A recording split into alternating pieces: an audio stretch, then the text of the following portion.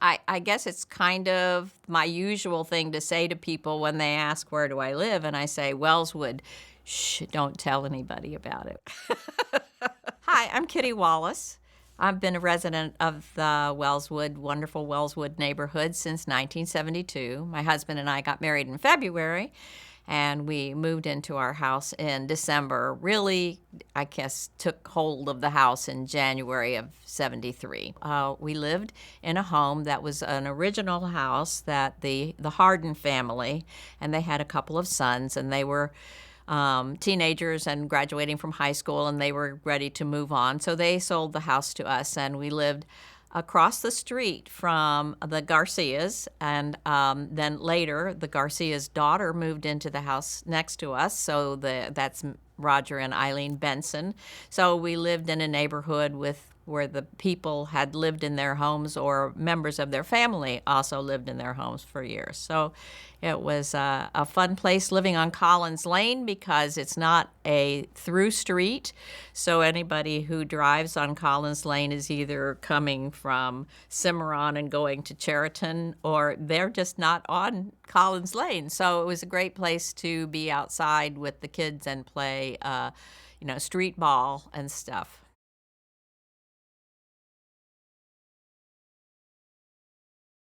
I thought it was very calm, very organized. There were nice people behind me. There was a Miss Lillian who lived there. She was an original resident.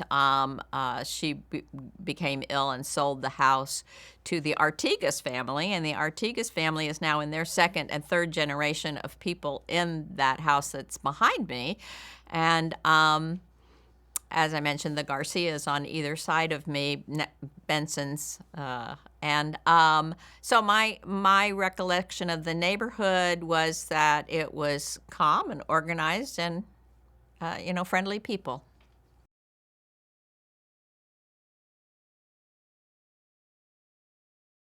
I found it very interesting. About 12 years ago, the Wellswood Civic Association hosted a Taste of Wellswood benefit Sunday afternoon lunch, dinner, potluck. And what we did in organizing that was that people represented their nationality. So we had Spaniards, we had Italians, Sicilians, we had the Irish people. So there are two people in Wellswood who are of Irish descent. So, we did corned beef and cabbage. And so we did a program for that event, which included taking an oral history from 6 original residents in Wellswood.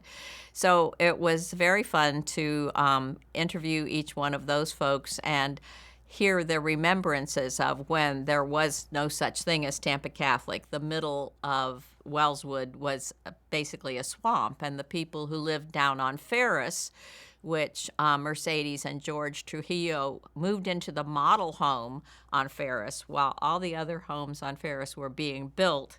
And at night, they could hear the frogs croaking in the swamp that would later become Tampa Catholic High School.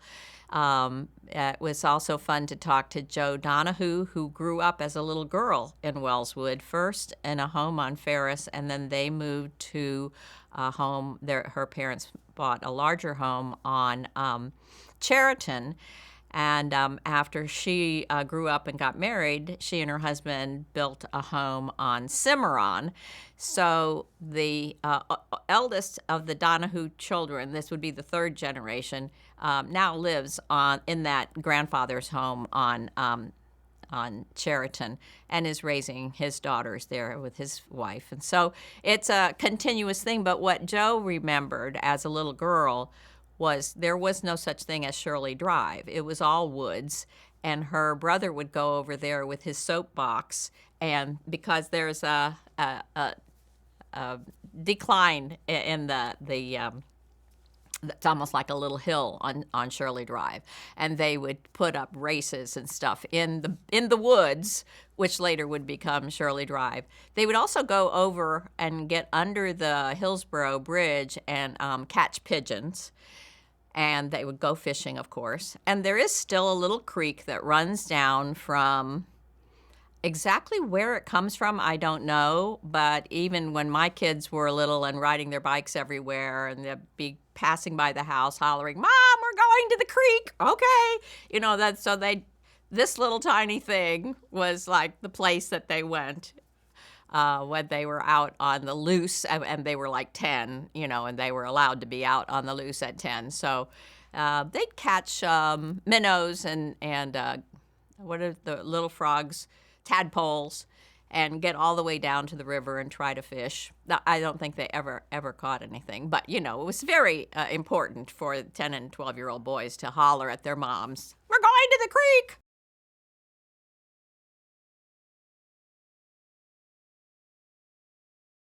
Yeah, on the corner of Hillsborough and Armenia, there was a shopping plaza, and there was like a um, Pantry Pride grocery store that had been a food fair. I don't know. There used to be an old grocery store that turned into a Pantry Pride, and there was a craft store.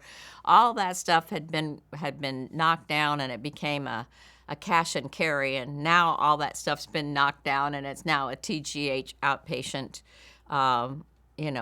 Health care services.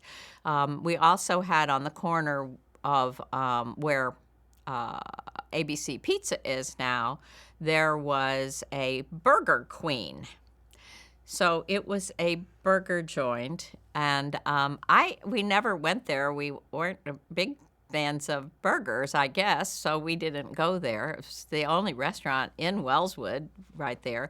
Also, except for the restaurant on the corner of Rome and Hillsborough, that was some type of fried chicken restaurant. But in this oral history that I helped develop 12 years ago, Ron Parsons, who was an original resident, and his mom was a secretary for the Wells Corporation, or for Mr. Wishart himself.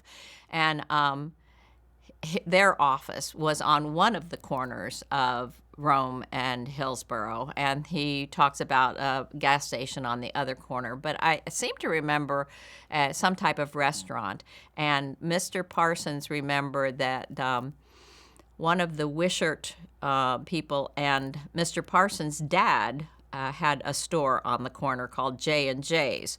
I don't know. There have been so many iterations. Of course, now it's a very well-established Walgreens, and nobody can even imagine that there was all these other things that were there. The business office for the Wellswood Corporation, the Maryland Fried Chicken. I don't know. It turned into so many different things over the years. But, it's now everybody's remembrance of what it is Walgreens.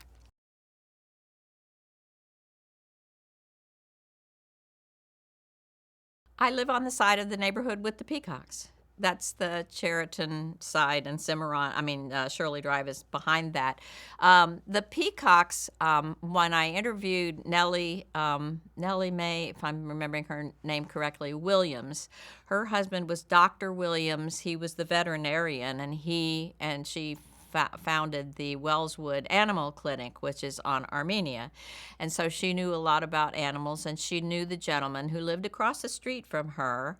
He was also a physician, and according to Nellie Mae, he went to Texas and fell in love with peacocks that he saw there, and he bought two and brought them back. And so he is the guy for whom we have all these ha-ha sounds in the middle of the night. Yeah. I know how to make a peacock sound. When I drive by the peacocks and they're displaying their feathers to each other and posturing and everything, I will holler at them just to mess them up. Like, wait, there's somebody else here. Springtime is the time for all the noises and all the flutterings, and pretty soon we'll start to see some babies following moms. But right now, last week, for instance, maybe it was 2 weeks ago, two really fully displayed male peacocks were walking each other around somebody's front yard on the corner of Cornelius and Wishart. And they were there about noon, and I thought, well, this is hilarious. So I took a picture.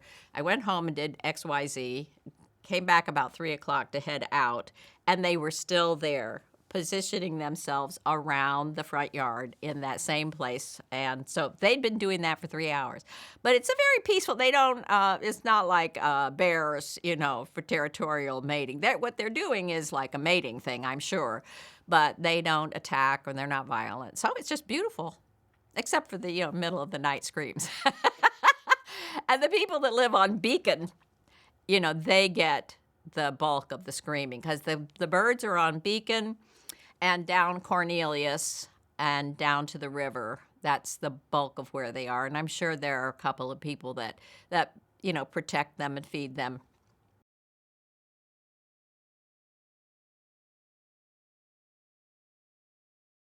On Halloween, I'll come out, sit by my side of the road, and Eileen Benson will come out on her side of the road, and Brandy will come on across the street from us. So there's only 3 of us right there, because Collins Lane is on a curve, and that's all that we've got is the 3 of us. So we sit there with our bowls of candy, and the kids come by, and one of the young men, who's a friend of the Artigas, behind me, was coming around Collins Lane to go over to hang with Matt or something. And he said, "Hey, did you see my daughters come by?" I said, "Sure did." He said, "Do you remember me?" I said, "Son, I've been living here for 50 years. I've been watching you go between your house and Matt's house for all that time." So he was laughing, and I thought, oh, man, I've been living here for 50 years. I don't think I'm going to tell anybody that anymore, which I just told you.